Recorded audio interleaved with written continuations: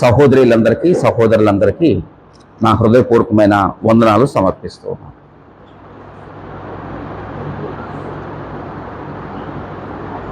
ఇంకేమైనా ఉన్నాయండి?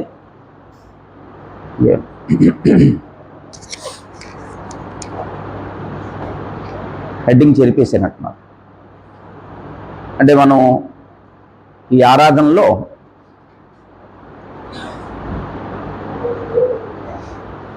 దేవుని యొక్క జోక్యాన్ని మనం చదువుతున్నాం. అయితే ఇప్పుడు మనం చదివే దేవుని జోక్యం ఏంటంటే, తెలుసుకునే జోక్యం ఏంటంటే బబులోను సామ్రాజ్యంలో దేవుని జోక్యం.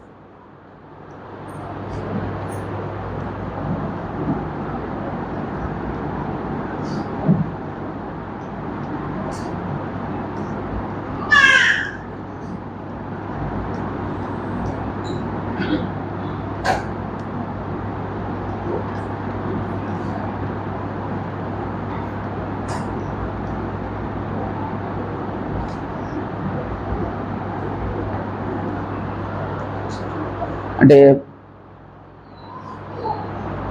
మనం గ్రహించింది, మనకు అర్థం కానిది ఏంటంటే, ప్రతి సంఘటనలో ప్రతి సందర్భంలో దేవుడు జోక్యం చేసుకుంటాడు అన్న సంగతి మనం గ్రహించమండి.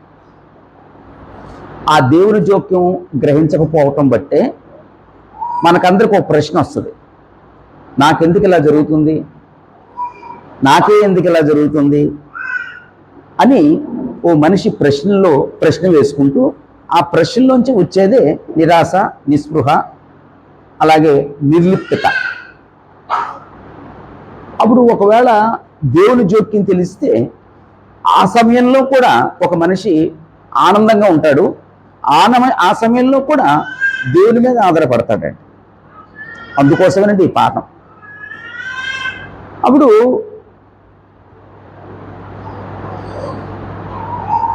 బబులోను చెరకి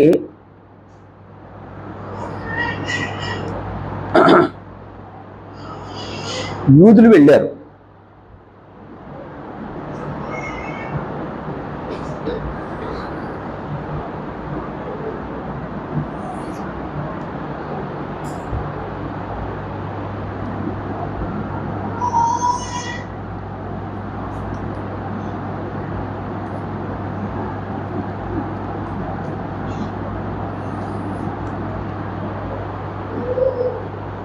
అప్పుడు మనం రెండు సంగతులు మొన్న ఆదివారం ఆలోచించాం. అప్పుడు బబులోను సామ్రాజ్యంలో దేవుని జోక్యం మొదటి సంగతి ఏంటండి, దేవుడు యోధా రాజ్యాన్ని బబులోను రాజ్యానికి అప్పగించడం, లేకపోతే బబులోను రాజుకు అప్పగించడం.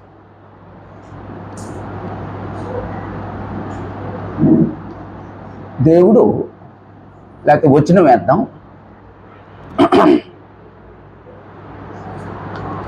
దానియేలు గ్రంథం 1వ అధ్యాయం 2వ వచనం.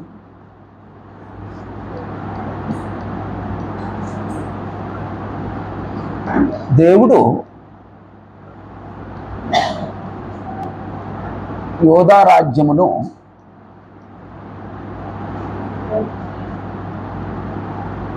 బబులోను రాజ్యమునకు లేకపోతే బబులోనుకు అప్పగించుట.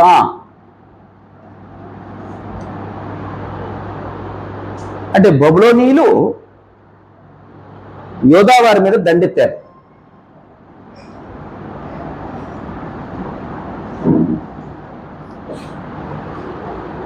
అంతకుముందు అష్షూరు రాజ్యాన్ని ఎవరు జయించారండి? అంతకుముందు ఇశ్రాయేలీని అష్షూరుకు అప్పగించేశారు. అష్షూరీయులు ప్రపంచ శక్తిగా పరిపాలిస్తున్నారు. ఆ తర్వాత బబులోనీయులు వచ్చారు, వీళ్ళు ప్రపంచ శక్తిగా పరిపాలిస్తున్నారు. అప్పుడు వీళ్ళు యోధా రాజ్యం మీదకి దండెత్తారు. 606లోను మొదటిసారి దండెత్తారు, రెండోసారి 597లో దండెత్తారు, మూడోసారి 585లో. అలా 3 తపాలుగా ఈ బబులోను సామ్రాజ్యం యోధా వారి మీదకి దండెత్తారు. దండెత్తి మొదటిసారేమో దానియేలు వచ్చాడండి. ఆ తర్వాత 9 సంవత్సరాలకి రెండోసారి దండెత్తారు. అప్పుడు యెహెజ్కేలు వెళ్ళాడు అనమాట. ఆ తర్వాత మూడోసారి మళ్ళీ 13 సంవత్సరాలకి మళ్ళీ మూడోసారి దండెత్తారు. అప్పుడు యెరూషలేము దేవాలయాన్ని సమూలంగా కాల్చేశారు. ఇప్పుడు మనమేం ఆలోచిస్తున్నామంటే దేవుడు యోధా రాజ్యాన్ని అసలు అప్పగించింది ఎవరండి? దేవుడు అనుమతి లేకుండా వారిని ముట్టుకోగలరండి? యోధా వారిని ఎక్కడో ఉందండి, నా అనుమతి లేకుండా మిమ్మల్ని ఎవరు ముట్టరండి. నా బైబిల్లో ఉందమ్మా, నా అనుమతి లేకుండా మిమ్మల్ని ముట్టలేరు. యెహోవా కనుగుడ్డుని ఎవరూ ముట్టలేరు. కానీ అక్కడ దేవుడు ఏమన్నాడంటే, ఇశ్రాయేల్ని ముట్టేవాడు, నా పిల్లల్ని ముట్టుకునేవాడు నా కనుగుడ్డుని ముట్టుకున్నట్టు. అది ఒకవేళ యూదా వారిని కానీ ఇశ్రాయేల్ తన పిల్లలు కానీ ఎవరైనా ముడితే అది సాహసించటం. అలాంటిది వీళ్ళు యోధా రాజ్యం మీదకి బబులోను రాజ్యం ఎలా రాగలిగింది? ఆ యోధా రాజ్యాన్ని, ఆ ప్రజల్ని ఎలా ముట్టుకోగలిగారు? ఆ యెహోవా మందిరాన్ని ఎలా ముట్టుకోగలిగారు? ఆ బంగారాన్నంతా పెకిలించి వేసి యెరూషలేము దేవాలయాన్ని ఎలా పడగొట్టగలిగారు? కాల్చేశారు. దేవుడే అప్పగించేశాడు. దేవుడే అప్పగించాడు. ఎన్ని సంవత్సరాలు అప్పగించాడండి? 70 సంవత్సరాలు అప్పగించాడండి. ఎందుకు అప్పగించాడండి? ఒకటి, మనిషి చేసిన హేయమైన కార్యాలను బట్టి, విగ్రహారాధన బట్టి. వీళ్ళు ఎందుకు అనుమతించాడండి? వీళ్ళకి బుద్ధి కలగటానికి. వీళ్ళకెందుకు వాళ్ళకి అప్పగించాడండి? వీళ్ళకి క్రమశిక్షణ కోసం.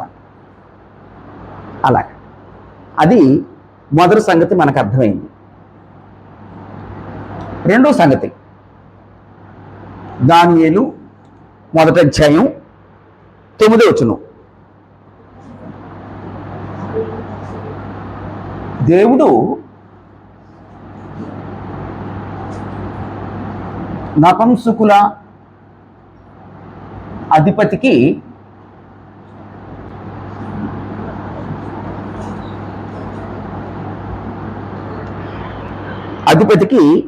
దానియేలు పట్ల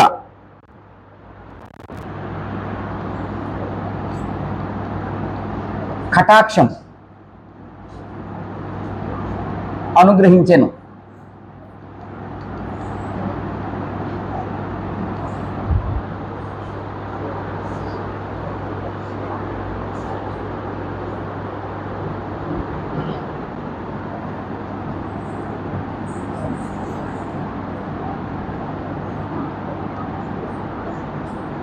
యోధా వారి పాపమును బట్టి దేవుడు బబులోనీయులకు అప్పగించాడు. ఇక్కడేమో దానియేలు వెళ్ళాడు, దానియేలు అక్కడ ఉన్నాడు. అయితే బబులోను రాజు ఏమన్నాడంటే, నెబుకద్నెజరు, మనం యోధా వారిలోంచి కొంతమందిని తీసుకొచ్చాం కదా, వాళ్ళల్లో ఎవరైనా కాస్త విద్యావంతులు, కాస్త ప్రావీణ్యత కలిగిన వాళ్ళు ఉంటే మన రాజ్యంలో మన డెవలప్మెంట్ కొరకు వారిని వాడుకుందాం. కాబట్టి ఒక 3 సంవత్సరాలు వారికి కల్దీ భాష నేర్పించి, అంటే బబులోను సామ్రాజ్యంలో ఉండే భాష ఏంటంటే కల్దీ భాష. ఆ కల్దీ భాష నేర్పించి నేను తినే భోజన పదార్థాలు వారికి ఇప్పించు. ఒకవేళ 3 years చూద్దాం.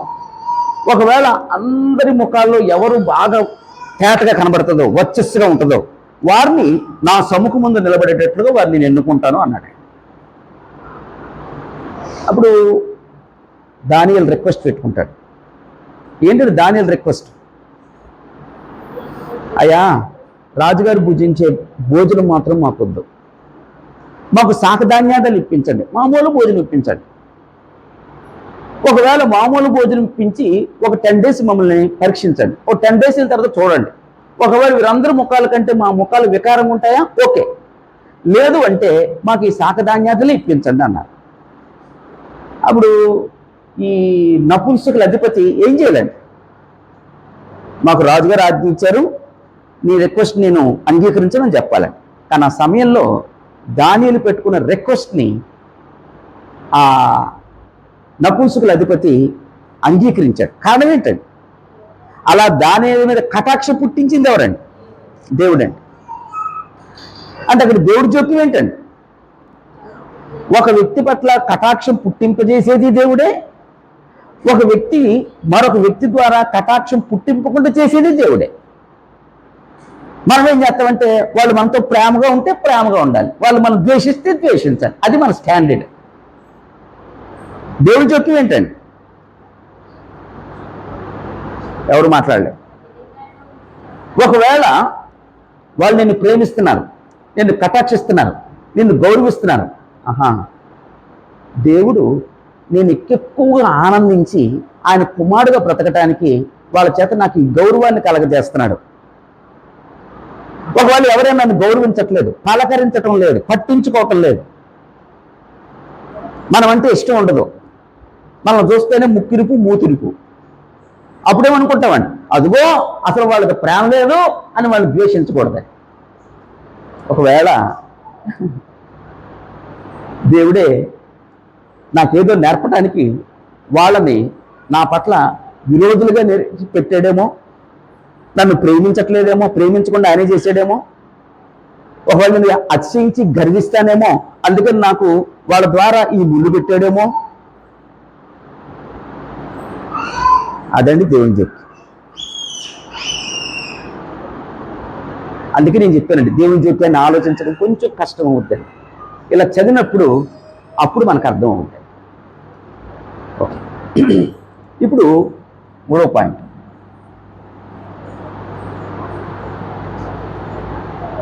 ఇది చెరపొద్దండి, ఇది ఇలాగే ఉంచాడు నెక్స్ట్ వీక్ వరకు కూడా. ఇంకో 2 వీక్స్ బబులోను సామ్రాజ్యంలో ఉంటాం. 3వ పాయింట్ ఏంటంటే దానియేలు గ్రంథం 1వ అధ్యాయం 17వ వచనం.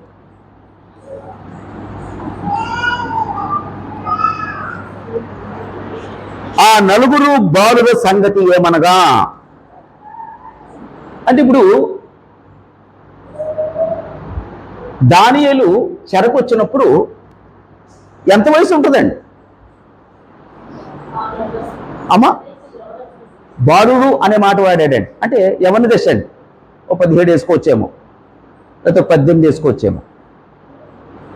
వెరసి 70 సంవత్సరాలు చెర, అంటే దాదాపు ఒక 80-90 సంవత్సరాలు ఈ చెర నుంచి విడుదలయ్యేసరికి అంత వయసు అన్నమాట అండి. అంటే ఆ యవ్వన దశలో దానియేలు ఎలా ఉంటాడండి అక్కడ? అదండి దానియేలు. దేవుని చిత్తం అయితే ఈ దానియేలు గ్రంథం నుంచి దానియేలు క్యారెక్టర్ని ఇప్పుడు నేను చదువుదామండి. ఒక ఆదివారం ఆరాధనలోనే చెప్తానండి ఆ యవ్వనుడు క్యారెక్టర్ ఎలాగుందో చెప్తాను. ఓకే, ఆ 4 బాలుల సంగతి ఏమనగా, దేవుడు వారికి జ్ఞానమును సకల శాస్త్ర ప్రావీణ్యతయు వివేచనయు అనుగ్రహించెను.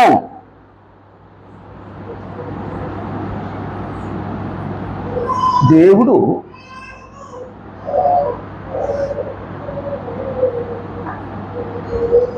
జ్ఞానము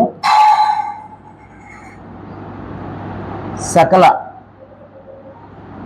ప్రావీణత వివేచన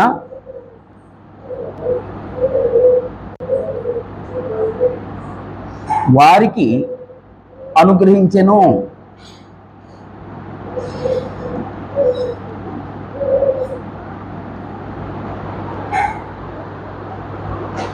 ఇక్కడ 4 అన్నారు, అంటే దానియేలు ఉన్నాడు, షడ్రకు మేషకు అబేద్నెగోలు ఉన్నారు.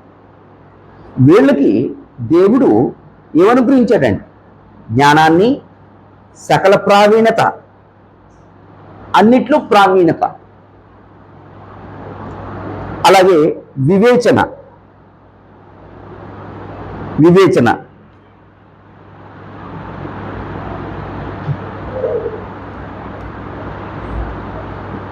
వివేచన అనుగ్రహించాడు. ఇక్కడ మనం గ్రహించవలసింది ఏంటంటే, ఎవరికైనా జ్ఞానం ఉంది. ఎవరిచ్చారండి ఆ జ్ఞానం? అమ్మా అంటే ఇక్కడ ఈ మాటను బట్టి అనుకోకుండా అసలు మన ఎన్నడ ఫీలింగ్ చెప్పండి.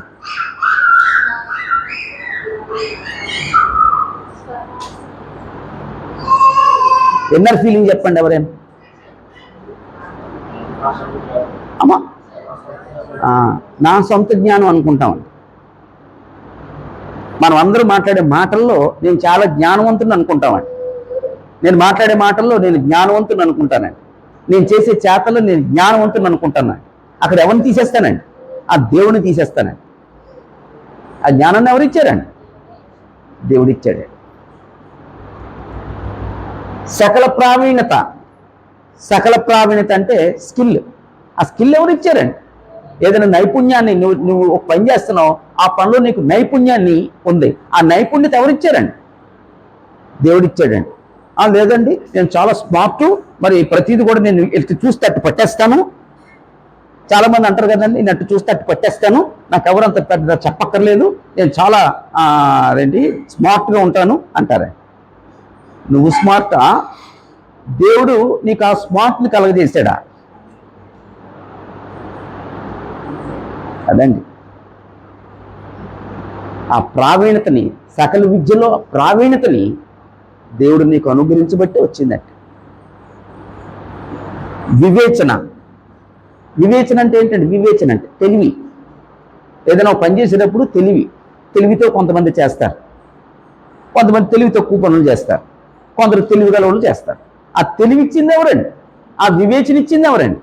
దేవుడండి. అందుకే ఎవరైనా ప్రార్థన చేసేటప్పుడు అయ్యా ఈ బిడ్డకి తెలివితేటలు అనుగ్రహించండి అని ప్రార్థన చేయాలండి. జ్ఞానం దయచేయి అని ప్రార్థన చేయాలండి. దేవుడే వాటిని అనుగ్రహించాడు, అనుగ్రహించేవాడు ఆయన. ఓకే, ఇప్పుడు ఈ జ్ఞానాన్ని, సకల విద్యలో ప్రావీణ్యతని, ఈ వివేచనని దేవుడే అనుగ్రహిస్తే అనుగ్రహించడంలో దేవుని జోక్యం ఏంటండి? వీరికి అనుగ్రహించడంలో దేవుని యొక్క జోక్యం ఏంటండి?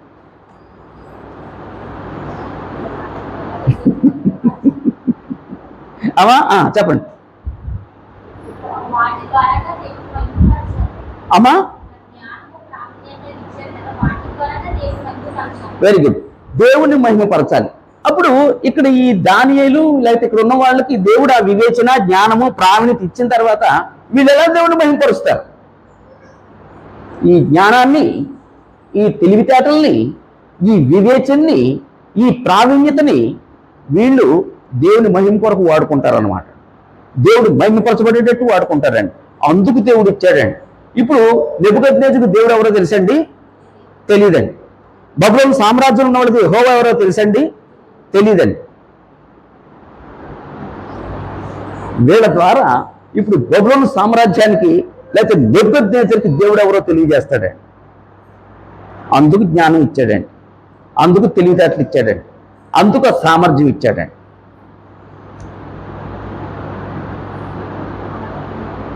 ఆ తర్వాత మనం చదువుతాం తర్వాత ఎప్పుడైనా బబులోను రాజుకి అర్థమైందటండి, మీరు నమ్మిన, మీరు తెలుసుకున్న యెహోవాయే దేవుడు, మరి ఏ దేవుడు లేడు అని ఆ బబులోను సామ్రాజ్యాధిపతి తెలుసుకోగలిగాడండి. కారణం ఎవరండి? దేవుడు వీరికి ఆ జ్ఞానాన్ని, సకల ప్రావీణ్యతని, వివేచన అనుగ్రహించాడు కాబట్టి ఆ సకల ప్రావీణ్యత, జ్ఞానాన్ని దేవుడు అనుగ్రహించబట్టి బబులోను సామ్రాజ్యం ఎలా అంతమైపోతుందో చెప్పాడు. ఆ తర్వాత వచ్చే రాజ్యాల గురించి చెప్పాడు. భవిష్యత్తులో దేవుని రాజ్యం స్థాపించబడుతుంది అని ప్రవచింపజేశాడు. అంటే సిస్టర్ చెప్పినట్టుగా వారి యొక్క జ్ఞానం, వారి ప్రావీణ్యత, వారి వివేచన దేవుని మహిమ కొరకు దేవుడు వారికి అనుగ్రహించాడు. అప్పుడు వీళ్ళు దేవుని మహిమ కొరకు వాటిని వాడుకున్నారా, తమ సొంత ప్రయోజనాల కొరకు వాడుకున్నారా? అదండి. ఇప్పుడు మన దగ్గరికి వద్దామండి. దేవుడు మనకేమైనా దేవుడు మనకేమైనా ఇచ్చాడండి? అమ్మా, దేవుడు మనకేమైనా ఇస్తున్నాడండి? ఏమన్నా ఇస్తున్నాడు? అడుగుదాం. అమ్మ, దేవుడు మనకేమైనా ఇస్తున్నాడమ్మా? ఇస్తున్నాడమ్మా? ఇస్తున్నాడు. దేవుడు మనకేమైనా ఇస్తున్నాడండి? ఇస్తున్నాడు. ఏమిచ్చాడండి దేవుడు? ఆరోగ్యాన్ని ఇస్తున్నాడు, ఆయుష్ని ఇస్తున్నాడు, సంపద ఇస్తున్నాడు. మనం ఈ భూమి మీద సుభిక్షంగా ఉండగలిగే వాతావరణాన్ని ఇస్తున్నాడు. మనం ప్రశాంతంగా బ్రతకగలిగే వివేచనని, జ్ఞానాన్ని దేవుడు అనుగ్రహిస్తున్నాడు. ఒకవేళ నువ్వు ఒక నిలబడి నాకు ఇది ఉంది అని చెప్తే అది దేవుడు ఇచ్చాడంతే. నీ చదువు కావచ్చు, నీ ఉద్యోగం కావచ్చు, నీ వ్యాపారం కావచ్చు, నీ పనిపాట్లు కావచ్చు, నీ కుటుంబం కావచ్చు, నీ పిల్లలు కావచ్చు, ఎవరైనా కావచ్చు, అది దేవుడిస్తే వచ్చింది. ఎంతమందికి అర్థమైందమ్మా దేవుడిస్తే మాకు వచ్చిందని? ఎవరు మాట్లాడతలే. ఎంతమందికి అర్థమైందండి దేవుడిస్తే మాకు ఇది వచ్చిందని? ఒకవేళ అది నమ్మితే మనం దేవుడిని విడిచిపెట్టమండి.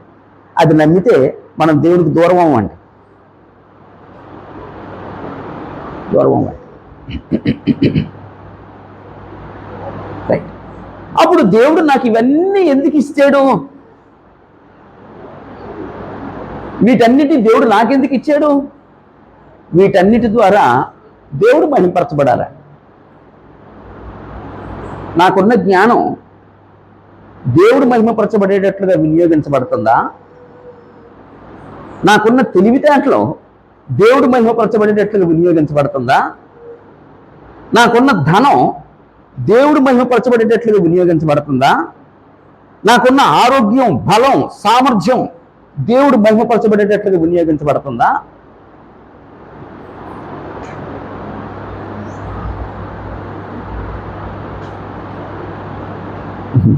ఎవరైనా సమాధానం చెప్పండి. ఒకవేళ ఇక్కడ ఎవరైనా నిలబెట్టి బాబు నీ సామర్థ్యం దేవుని మహిమ కొరకు వినియోగించబడుతుందంటే సమాధానం ఏంటండి? ఒకవేళ దేవుడే ఇక్కడ ఉండి బాబు శ్రీనిబాబు నీకు ఈ సామర్థ్యం ఇచ్చాను, నా మహిమ కొరకు దీన్ని ఏం వాడుకున్నావు చెప్పు అంటే నేనేం చెప్తానండి? ఏం లేదండి, ఏం లేదండి. అప్పుడు దేవుడే ఉంటాడమ్మా. న్యాయం చెప్పండి, దేవుడేమంటాడు? కొన్ని దేవుడు ఏమన్నాలో మీరే న్యాయం చెప్పండి. ఇప్పుడు వీళ్ళ అబ్బాయి ఉన్నాడు, జయశీల జీవనం. వాళ్ళు చదువుకోవటానికి అవసరమయ్యే వాటి అన్నిటిని ఇచ్చాడు కదమ్మా. ఇప్పుడు వాళ్ళు ఏం చేయాలండి? వాటిని వినియోగించుకొని వాళ్ళు చదివి ప్రయోజకులు అవ్వాలి. ఇప్పుడు ప్రయోజకులు అవ్వట్లేదు, లేకపోతే చదవట్లేదు, లేకపోతే పాస్ అవ్వట్లేదు, లేకపోతే సరిగ్గా విద్యలో కొనసాగట్లేదు. అప్పుడు ఆయన అడుగుతాడు, ఏమరా నేను నీకు ఇన్ని ఇచ్చాను కదా, నువ్వెందుకు దాన్ని వినియోగించుకోలేదు? అడగటం ధర్మమేనండి? ధర్మం అండి. మరి దేవుడు ఇప్పుడు ఏం అడుగుతాడమ్మా? నీకు సామర్థ్యం ఇచ్చాను, నీకు జ్ఞానాన్ని ఇచ్చాను, నీకు తెలివితేటలు ఇచ్చాను, నీకు ఉద్యోగాన్ని ఇచ్చాను, నీకు వ్యాపారాన్ని ఇచ్చాను, నీకు కుటుంబాన్ని ఇచ్చాను, నీకు స్కిల్ ఇచ్చాను, నువ్వు అన్ని చేయగలిగే బలాన్ని నీకు ఇచ్చాను. ఏది ఆ బలంతో నువ్వేం చేసావు? నా మహిమ కొరకు.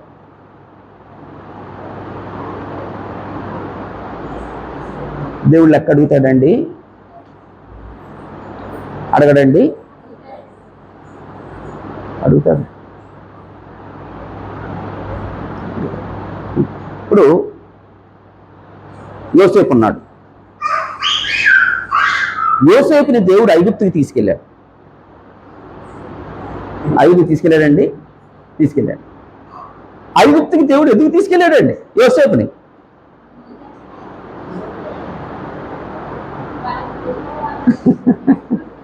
యోసేపుని ఐగుప్తుకి దేవుడు ఎందుకు తీసుకెళ్ళాడు?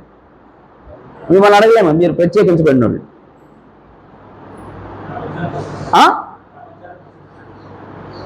నాకు ఎందుకు తీసుకెళ్ళాడండి? ఇశ్రాయేలు వృద్ధి చేయడానిక? ఇంకా రాలేదు. ఇశ్రాయేలీలు కనాన్లోనే ఉన్నారు. ఇశ్రాయేలీని కనాన్కి తీసుకురావడానికి ఐగుప్తుకి, లేకపోతే ఐగుప్తుకి వెళ్ళాడు అనమాట అండి. ఎందుకంటే ఇశ్రాయేల్ని ఐగుప్తుకి తీసుకురావటానికి. ఎందుచేత? దేవుడు అబ్రహాముతో వాగ్దానం చేశాడండి. వాళ్ళు 430 సంవత్సరాలు ఐగుప్తులో వారు బానిసలుగా ఉంటారు.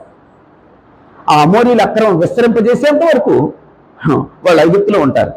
ఆ తర్వాత నేను ఐగుప్తుకు తీర్పు తీర్చి వాళ్ళని నేను ఈ కనాన్ దేశానికి తీసుకొస్తాను. అది దేవుని వాగ్దానం. మరి అది నెరవేర్చబడాలి. నెరవేర్చబడటానికి ఏం చేశాడండి? దేవుడు యోసేపుని ఐగుప్తుకు తీసుకొచ్చాడండి. అదండి అసలు. ఇప్పుడు ఐగుప్తుకి యోసేపుని తీసుకురావటంలో ఎవరిని వాడుకున్నాడండి? ఆ అన్నలను వాడుకున్నారండి. ఇప్పుడు అన్నలు దేవుని జోక్యంలో యోసేపు కీడు చేశారా, మేలు చేశారా? ఆ దేవుని చిత్తం నెరవేర్చబడేటట్లుగా అన్నలు యోసేపుకి మేలే చేశారండి. అదండి దేవుని జోక్యం. అప్పుడు యోసేపు ఐగుప్తులో ఉన్నాడు. ఐగుప్తులో దేవుని మహింపరిచాడండి. తన యథార్థతని, తన పరిశుద్ధతని, తన నీతిని, తన జ్ఞానాన్ని, స్వప్నభావాల్ని తెలియజేసే సామర్థ్యాన్ని అంతటిని దేవుని మహిమ కొరకు వాడుకున్నాడు తప్ప తన స్వప్రయోజనం కోసం ఎప్పుడు వాడుకోలేదు.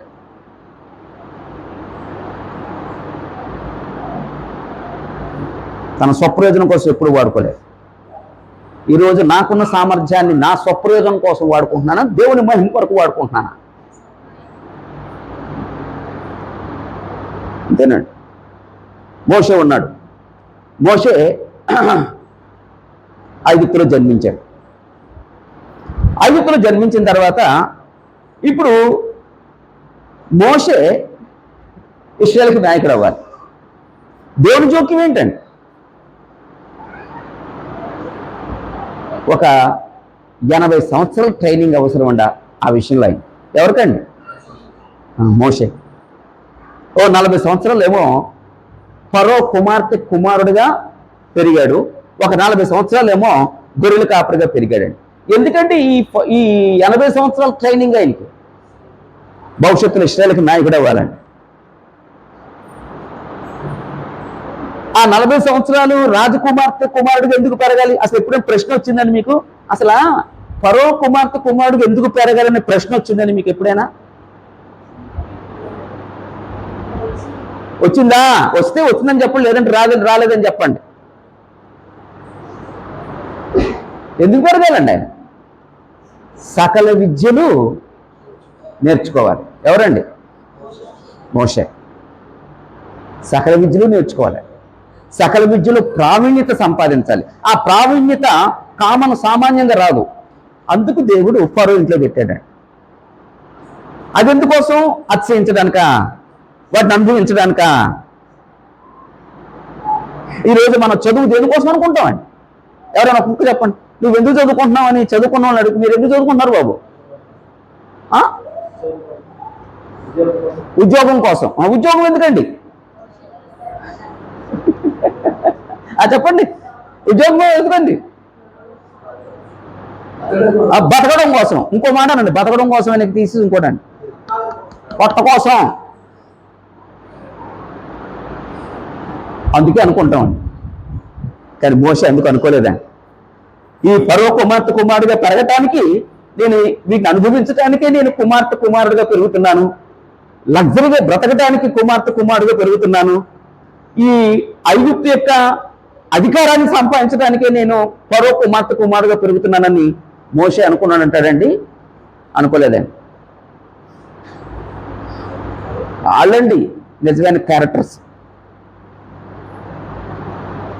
గొర్రెల కాపరిగా వచ్చాడు. ఐగుప్తు ఫరో కుమార్తె కుమారుడిగా పెరిగి గొర్రెల కాపరిగా వచ్చాడు. ఎలా ఉంటుందమ్మా? ఇప్పుడు మీ డిపార్ట్మెంట్లో మీరు హయ్యర్ పోస్ట్, ఆ హయ్యర్ పోస్ట్ నుంచి కొంచెం తక్కువగా పెట్టేశారు. ఏమనిపిస్తుందమ్మా నీకు? నీకేమో అనిపించిన అమ్మకేమనిపిస్తుందమ్మా?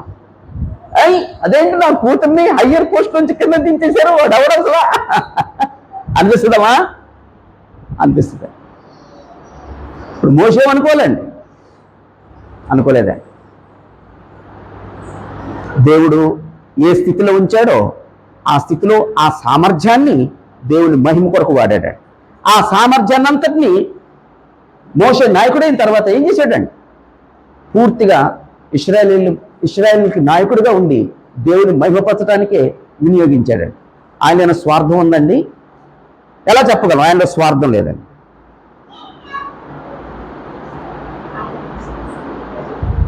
ఇప్పుడు మోషేకి 2 కొడుకులు, కానీ తర్వాత నాయకుడు యెహోషువని చేశాడు తప్ప తన పిల్లలు చేయలేదండి. ఒకవేళ నేను ఇన్ని సంవత్సరాలు మీకు న్యాయాధిపతిగా ఉన్నాను లేదా నాయకుడిగా ఉన్నాను, నా పిల్లలకి ఒక మంచి పోస్ట్ ఇవ్వండి ఇశ్రాయేలులో అని ఆ పోస్ట్ కొరకు రికమెండ్ చేయలేదండి.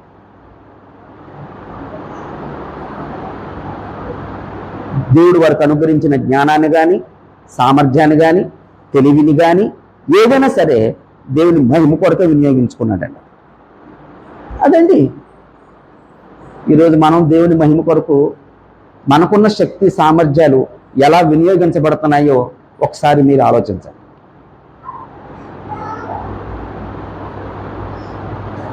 బాబు నువ్వు ఖాళీయేనా? హరీష్ ఒకసారి ఇట్రా, ఎక్కడ నిలబడు త్వరగా.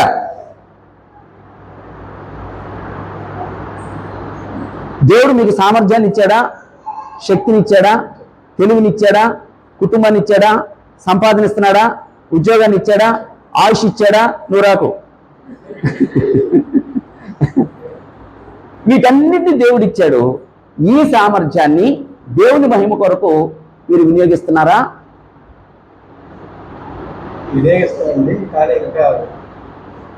అది ఎక్కడ డౌట్ ఉందన్నమాట. అంటే ఈయన ఎందుకు ప్రశ్న వేశానంటే మా అబ్బాయి కాబట్టి దాన్ని నెగిటివ్గా తీసుకోవడం, ఇంకోళ్ళు ఎవరినైనా నిలబెడితే ఇంకంత నా పని అయిపోయింది, అందుకోసం ఆయన నిలబెట్టాను. అర్థమైందా? అంటే దేవుని మహిమ కొరకు వినియోగించవలసినంతగా నేను వినియోగించుకోవట్లేదు, వినియోగించబడుతున్నాను, కానీ దేవుని మహిమ కొరకు వినియోగించబడేటట్లుగా వినియోగించబడట్లేదు. ఎప్పుడైనా ప్రశ్న వచ్చిందండి, ఓ సండే ఆరాధనకు వస్తాను, ఆ ఆరాధనలో కాసేపు కూర్చుంటాను, ఆ తర్వాత వెళ్ళిపోతాను, ఆ తర్వాత నా బ్రతుకు అంతే. దేవుని మహిమ కొరకు నేనేం చేయగలుగుతున్నాను? మహిమ కొరకు ఆ బబులోను సామ్రాజ్యంలో దేవుడు మహిమపరచబడేటట్లుగా వారు వాడుకుంటారు. ఇస్సాకు గెరారు వెళ్ళినప్పుడు కూడా ఆయన చేసిన పనిని బట్టి అన్యులకి దేవుని మహిమపరిచేటట్లుగా ఆ విషయాలు చెప్పాడండి. అందుకే అబీమెలెకు అంటాడు, నీవు నమ్మిన యెహోవా నీకు తోడయుండుట చూచి మేము భయపడ్డాం.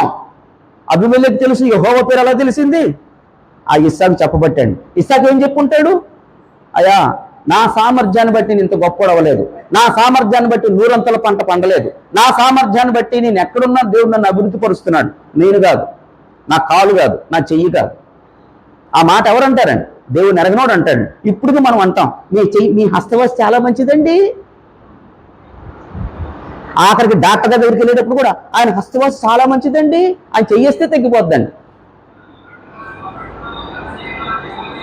నిన్న మా ఇంటికి ఒక ఆయన వచ్చాడండి, ఆ డ్రైనేజీ తోటని మా గుమ్మం ఎదురుగానే ఆ డ్రైనేజీ ఇది ఉందండి. ఆయన రావటం చూసి ఇంటి యజమానుడు ఎవరు అన్నారు. బాబు నేనే బాబు అన్నా. అయితే మీరు చచ్చిపోతారు.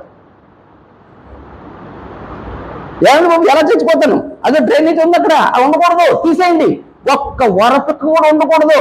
అలాగే బాబు తీసేస్తానులే బాబు.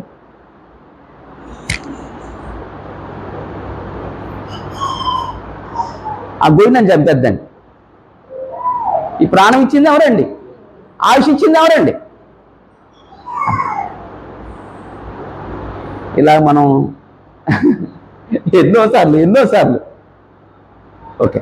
కాబట్టి వాళ్ళు దేవుని మహిమపరచబడేటట్లుగా దేవుడు వారికి జ్ఞానాన్ని, సకల ప్రావీణ్యతని దేవుడు వారికి అనుగ్రహించాడు.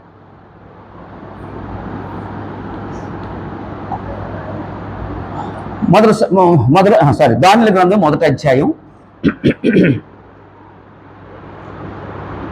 19వ వచనం.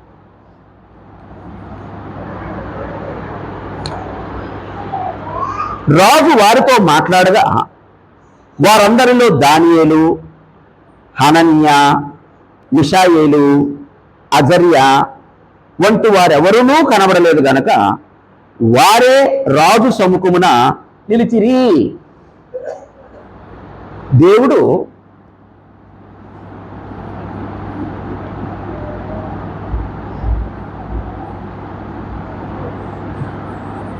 అంటే వీరిని అనే మాట అంటే చిన్న సెంటెన్స్ అయిపోద్ది. మరి వీరిని అంటే ఎవరు వాళ్ళు?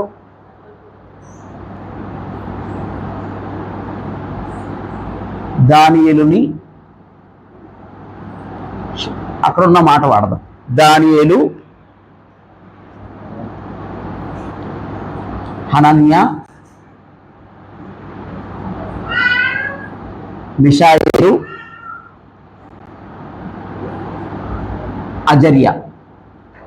అజర్యాలను అంటే ఆ మొదటి అక్షరం రాశానండి, దాహామియా అని.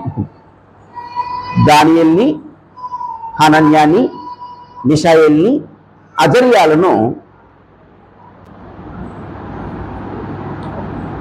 రాజు సముఖమందు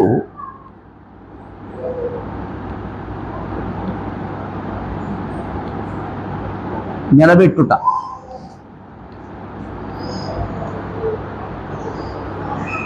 ఇప్పుడు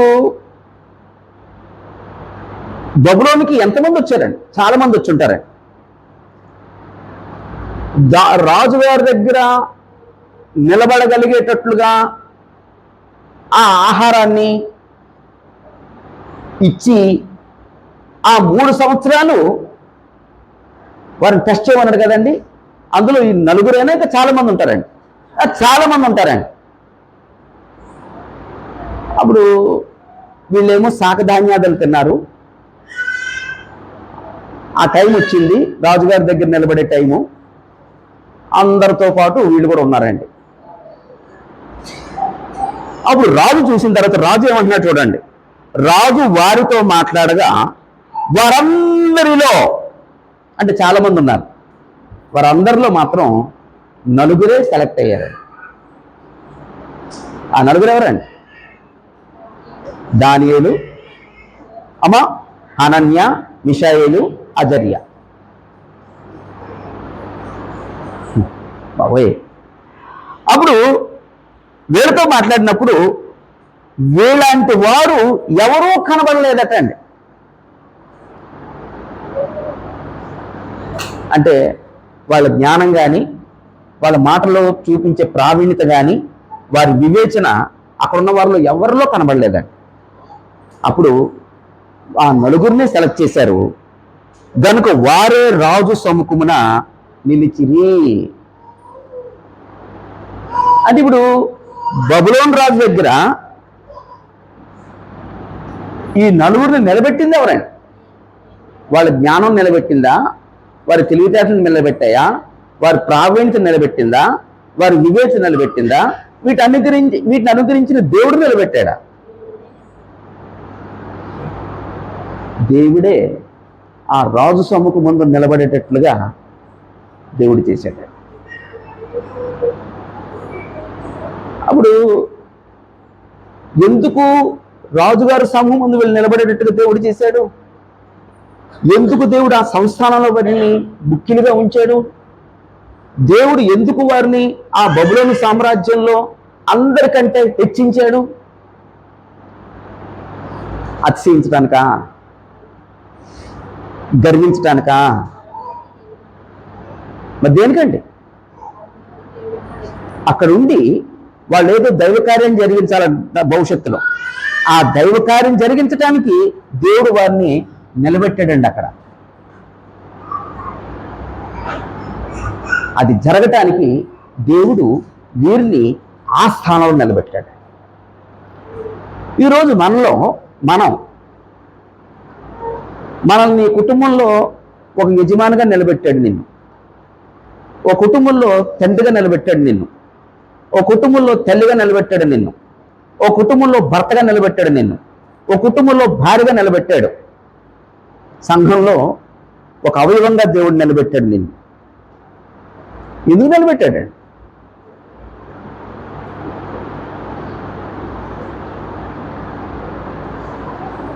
ఎందుకు నిలబెట్టాడు? ఎవరు సమాధానం చెప్పలేదండి. అమ్మా, దేవుడు నాకు ఏ పాత్ర ఇచ్చి అక్కడ నిలబెట్టినాడో ఆ పాత్రని నేను పోషించాలి. ఇప్పుడు మన శరీరంలో అవయవాలు ఉంటాయి. అవయవాలన్నిటికీ ఒకటే పాత్ర, ఆ అవయవాలకి వాటి సామర్థ్యాన్ని బట్టి వాటి పాత్రలు ఉంటాయా? అంతేనండి. చేయికో పాత్ర ఉంది, కాలుకో పాత్ర ఉంది, కన్నుకో పాత్ర ఉంది, ముక్కుకో పాత్ర ఉంది, నోటుకో పాత్ర ఉంది, చెవుకో పాత్ర ఉంది. వాటి పాత్రను బట్టి వాటి స్థానంలో ఉండి పనిచేస్తున్నాయి. అవి పనిచేసి శరీరానికి క్షేమాభివృద్ధి కలగజేస్తున్నాయి. మరి సంఘంలో నీ పాత్ర ఏంటి?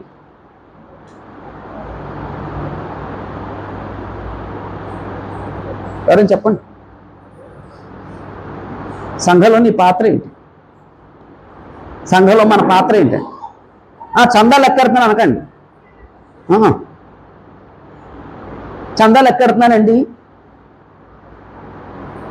సంఘ క్షేమాభివృద్ధి కొరకు నీ పాత్ర ఏంటి? ఇప్పుడు శరీర క్షేమాభివృద్ధి కొరకు అవయవం పనిచేస్తుంది కదా, ఈ పాత్ర, దీనికి ఒక పాత్ర ఉంది కదా, ఆ పాత్ర వహించడానికి, శరీరానికి క్షేమాభివృద్ధి కలగజేయడానికి ఈ పాత్ర అయిన ఈ చెయ్యిని ఈ అవయవం ఈ శరీరంలో ఉంచాడు. అలాగే క్రీస్తు యొక్క శరీరంలో అవయవం అయితే నువ్వు ఏ పాత్రవి, ఏ పాత్రగా వాడబడుతున్నావు? దేవునికి మహిమ తెచ్చే పాత్రగా వాడబడుతున్నావా? మహిమ తాని బలహీనమైన పాత్రగా వినియోగించబడుతున్నావా?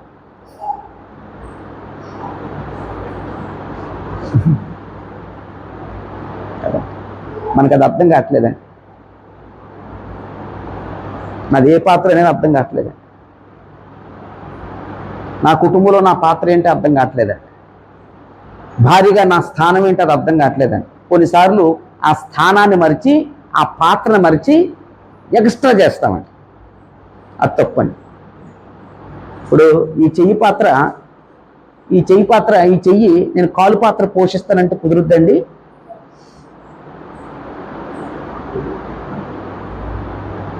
కాబట్టి ఎక్కువ చేయకూడదండి. తప్పదండి. నువ్వు మాట్లాడే మాటలు, నువ్వు చేసే చేష్టలు, లేకపోతే భర్తగా నీ పాత్ర కుటుంబంలో ఏమిచ్చాడు అది తక్కువ చేయకూడదు, ఎక్కువ చేయకూడదండి. దేవుడు నీకు ఏ పాత్ర ఇచ్చాడో ఆ పాత్ర పోషించు, అంతే. ఇవన్నీ ఎందుకు ఇలా జరుగుతున్నాయంటే నేను దేవుడు నమ్మలేదు. కుటుంబంలో అలాగైతే సంఘంలో నా పాత్ర ఏంటండి? జస్ట్ అటెండెన్స్, ఇక అంతే తప్ప నా పాత్ర అక్కడ ఏమి ఉండదండి. మీలో పరిచర్య పాత్ర ఎంతమంది పోషిస్తున్నారండి? పురుషులను అడుగుతున్నాడు, మీరు పరిచర్య పాత్ర ఎంత పోషిస్తున్నారు? అదే ఒకవేళ ఇది చెప్తే కోపం, పరిచర్య చేయమంటే, అందుకే చెప్పడం మానేసామంటే. ఆయనకి చెప్తే అలుగు, ఆయనకి ఒళ్ళంతా బద్ధకమే. ఆయనకి చెప్తే కోపం, అందుకే చెప్పడం మానేశాను. నేను చెప్పక్కర్లేదు, దేవుడు రేపు పొద్దున అడుగుతాడండి నీ పాత్ర ఏంటి సంఘంలో అని.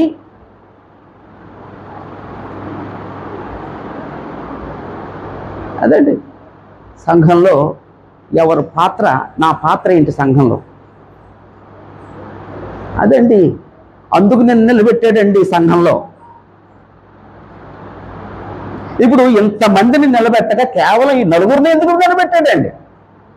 దేవుడు సెలెక్ట్ చేశాడండి, ఆ భాగ్యం ఇచ్చాడండి. వాళ్ళు ఈ లోకంలో ఎంతమంది ఉండగా దేవుడు మనల్ని ఎందుకు ప్రత్యేకించాడండి? ఎప్పుడైనా అనుభవించావా? నువ్వు లోకంలో ఎవరినైనా చూసినప్పుడు నీవెంత ధన్యనం, మాకు సత్యం తెలిసింది, మాకు వాక్యం తెలిసింది, మేము ప్రభువుని తెలుసుకున్నాం అని ఎప్పుడైనా ఆలోచించామండి?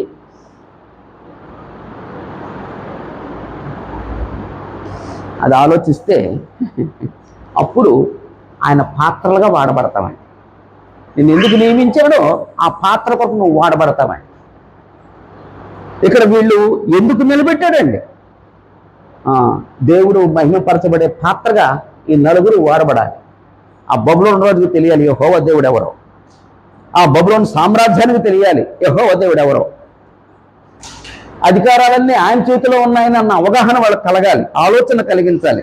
అందుకు దేవుడు వీళ్ళు నిలబెట్టాడు. అదండి.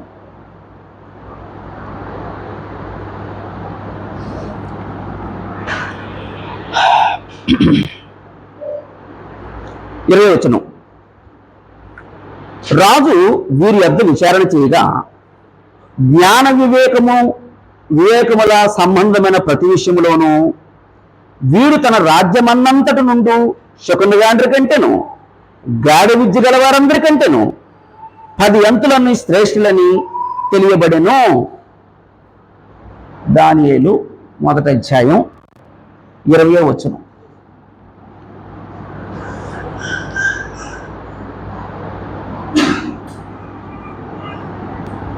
పది అంతలు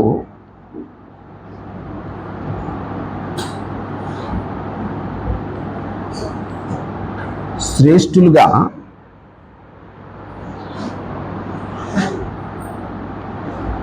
లేకపోతే దేవుడు అనే పదం వాడదాం. దేవుడు 10 అంతలు శ్రేష్ఠులుగా ఉంచెను.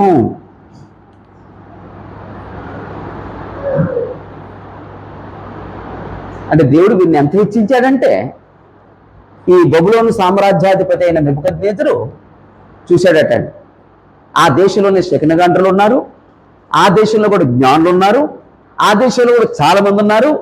కానీ వారందరికంటే ఈ నలుగురు 10 అంతలు శ్రేష్ఠులుగా కనిపించారు.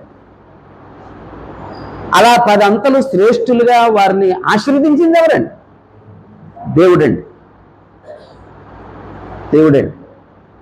ఎందుకండి వాళ్ళని అంత శ్రేష్టమైన స్థితిలో ఉంచాడు?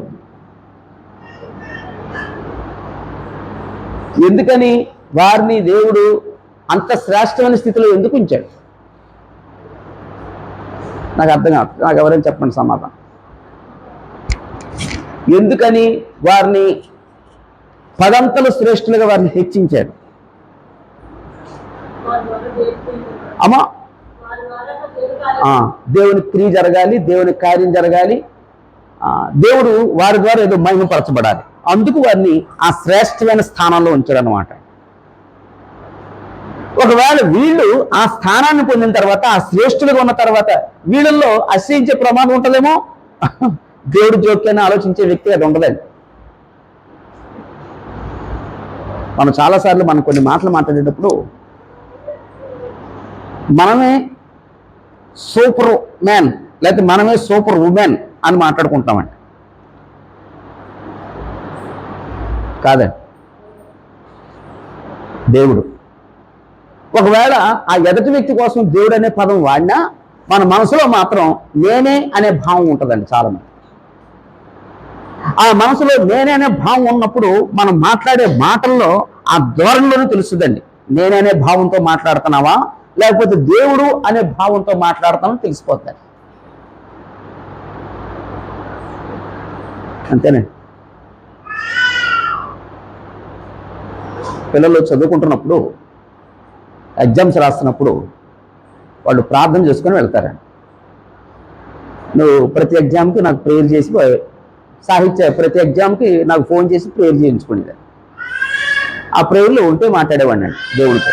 తండ్రి, వారు చదువుకున్నారు కానీ చక్కగా అటెంప్ట్ చేయగలిగేటట్లుగా జ్ఞాపక శక్తిని ఇవ్వండి, ఆ వివేకాన్ని ఇవ్వండి, తొందరపాటు లేకుండా ప్రశాంతంగా ఎగ్జామ్ రాయగలిగేటట్లుగా కృప చూపండి. అంతేనా? కొన్నిసార్లు మనకున్న కాన్ఫిడెన్స్ ఏంటంటే, కాన్ఫిడెన్స్ ఉండొచ్చు కానీ ఓవర్ కాన్ఫిడెన్స్ ఉండకూడదు కదమ్మా. కొంతమంది ఫెయిల్యూర్ అయిపోవడానికి కారణం ఏంటి తెలుసండి? కొన్ని విషయాల్లో, లైఫ్లో కానీ, ఉద్యోగంలో కానీ, సెటిల్ అయ్యే విషయంలోనే కానీ, ఎక్కడైనా కానీ ఓవర్ కాన్ఫిడెన్స్ అండి.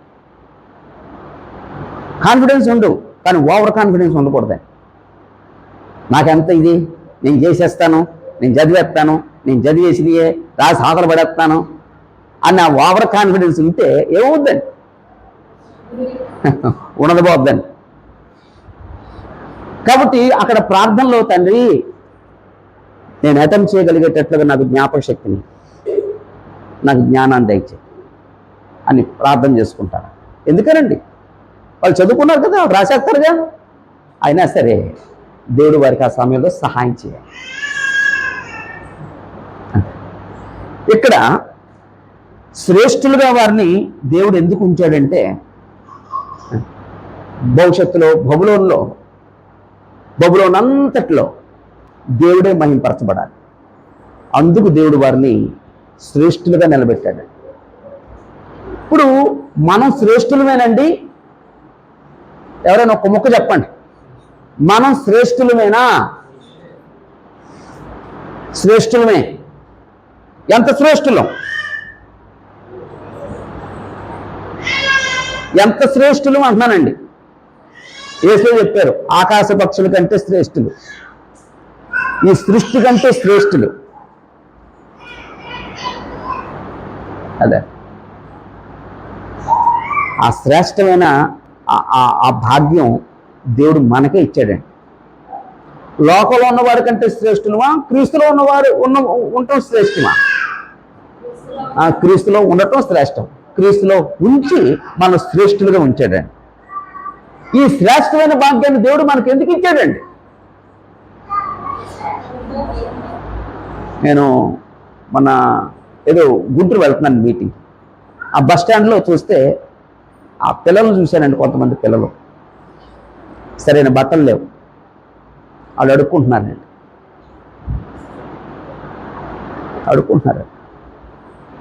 కొన్నిసార్లు భర్తను పోగొట్టుకున్న భార్య మరి తెలియదు, వాళ్ళు శంకరన పిల్లని ఎత్తుకొని అడుక్కుంటారండి. నిన్న విజయవాడలో ఏదో సభ ఉందని ఆ ట్రాఫిక్లో ఇరుక్కుపోయామని. అప్పుడు ఒక ఇద్దరు కుర్రోళ్ళు, అంటే మామూలు కుర్రోళ్ళు కాదు, పెద్ద మధ్య వయసులో ఉన్నోళ్ళే ఇన్షర్ట్ చేసుకున్నారు. మంచోళ్ళు. అదే ఫేక్ అనుకున్న ఫేక్ కాదు. వాళ్ళ పిల్లకి ఏదో ట్యూమర్ అట్టండి, ఎన్నో లక్షలు కావాలట్టండి.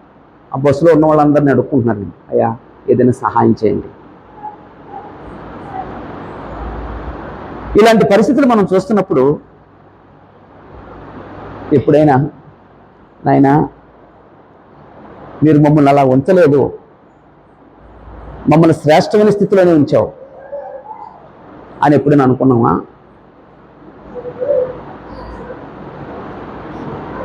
అడుక్కునే స్థాయిలో ఉంచలేదు. ఆ కుదరని నయంతో లక్షలు ఖర్చు పెట్టి కుదరని జబ్బులు మాకు కలిగించలేదు అని ఎప్పుడైనా మనం దేవునికి కృతజ్ఞత చెల్లించామండి?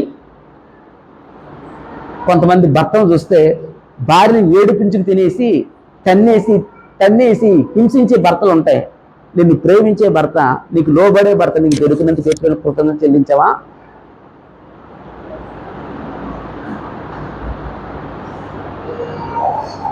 కొన్నిసార్లు భార్య ఆడంబరాలు, అంటే భర్త సంపాదన సంబంధించిన ఆ పరిస్థితిని మీరు అర్థం చేసుకోక గొంతుని కోరుతుంది. కానీ తన భార్య అన్ని సంగతుల్లో అన్ని పరిస్థితుల్లో సహకరించే భార్య దొరికింది, సంతృప్తి చెందే భార్య దొరికింది అని ఎప్పుడైనా దేవుని కృతజ్ఞత చెల్లించావా? కొంతమంది తల్లిదండ్రులు పిల్లల్ని పట్టించుకోరండి, వాళ్ళు బాగోగులు పట్టించుకోరండి, వాళ్ళ కొరకు ఆలోచించరండి. ఎప్పుడైనా మా తండ్రి నా కోసం ఎంత కష్టపడుతున్నాడు, మా అమ్మ నా కోసం ఎంత కష్టపడుతుంది అని ఎప్పుడైనా తల్లిదండ్రుల కోసం కృతజ్ఞతలు చెల్లించామా?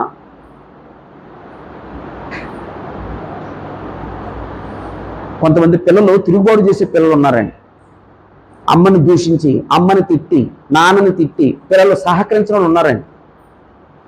నా పిల్లలు అలాంటి వాళ్ళు కాదు, నా మాట వినే పిల్లలు దొరికారు, నాకు లోబడే పిల్లలు దొరికారు, నన్ను గౌరవించే పిల్లలు దొరికారు, ఆ కన్నింగ్నెస్ లేకుండా ఉండే పిల్లలు దొరికారు అని ఎప్పుడైనా దేవునికి కృతజ్ఞత చెల్లించామండి?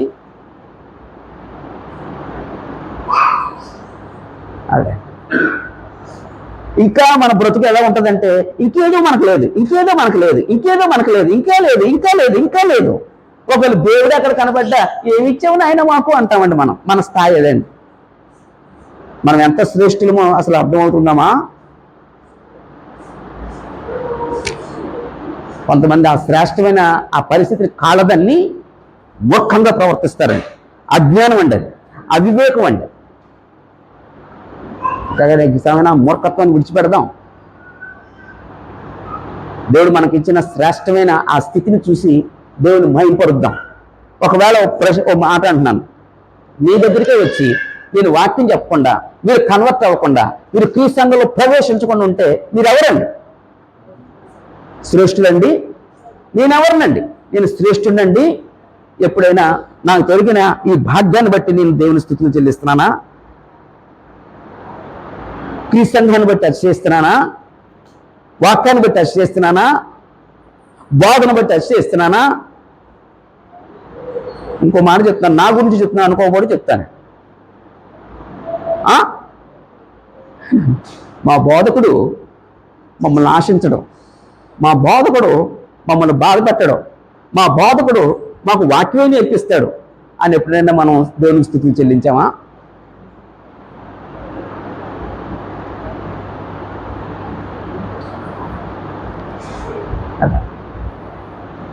అంటే మనల్ని ఎంత శ్రేష్టమైన స్థితిలో దేవుడు ఉంచాడో చూడండి.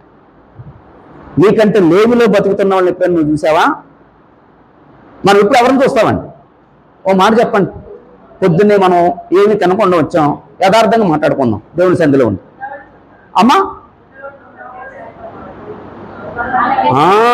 ఇప్పుడు కోడలు గొప్పింటి కోడలు ఏదో తెచ్చుకుంటే ఆ కోడలు చూసి ఏం తెచ్చిందిలే మా కోడలు,